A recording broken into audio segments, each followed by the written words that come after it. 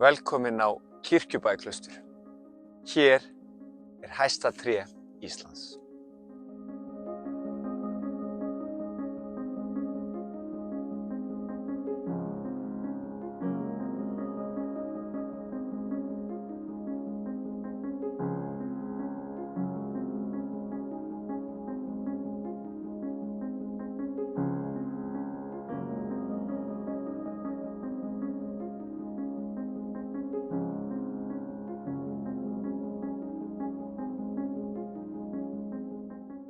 Upphafið að skóginum hérna í Kirkjubæjarklaustri má rekja til ársins 1945 þegar bændur hérna í sveitinni girtu af svæði hér og plöntuðu 60.000 birkiplöntum.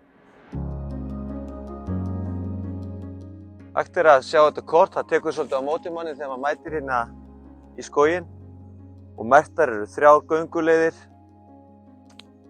og já, við ekki bara kíkja og sjá hvað við finnum.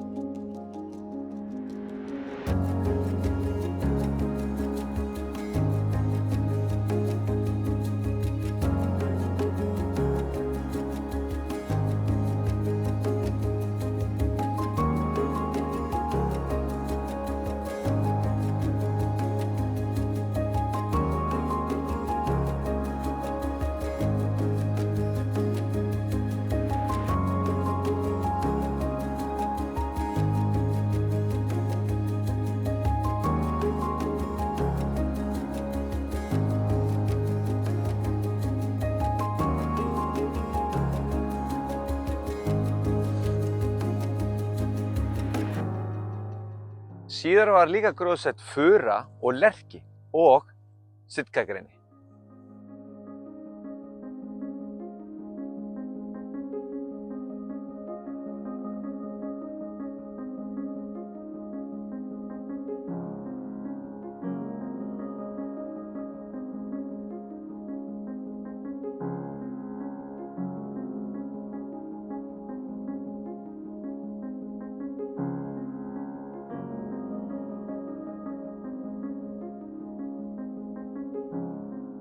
Hér í skóginum á Kirkjubæjarklaustri mjaðjurt.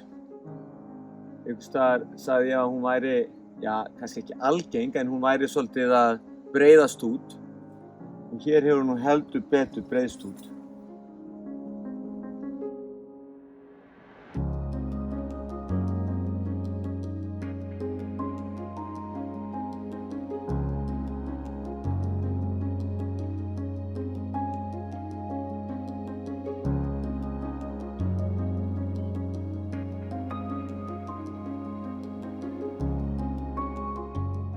Hér erum við með hæsta tré Íslands, sitkagreni sem var gróðsett 1949 og náði 30 metra hæð 2022 og það ár var það einnig valið tré ársins.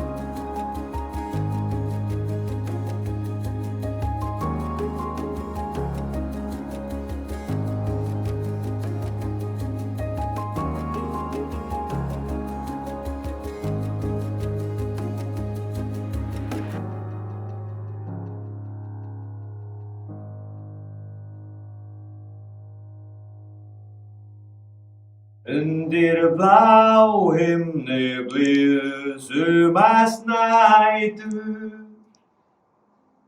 Á Kirkjubæjarklaustri var nunnuklaustur Og í Þykkvabæ var munkaklaustur. Það var talsverður samgangur þar á milli og stundum komu munkarnir í heimsókn hingað. Og þá tóku nunnurnar á móti munkunum með söngi í sönghelli.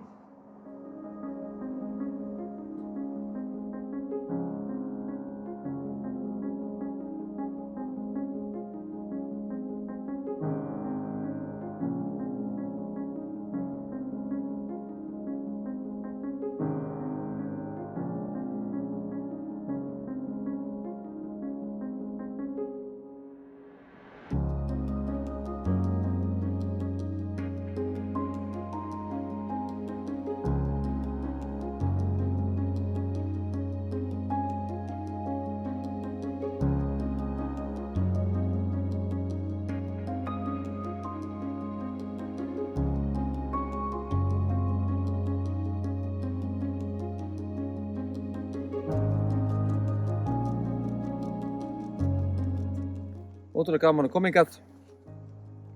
Gaman að sjá hæsta tré Íslands. En það er náttúrulega líka hægt að gera ýmislegt hérna í skóginum. Sönghellir og svo er hægt að fara að Systravatni hérna.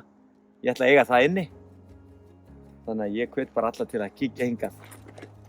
Þennan flotta skóg.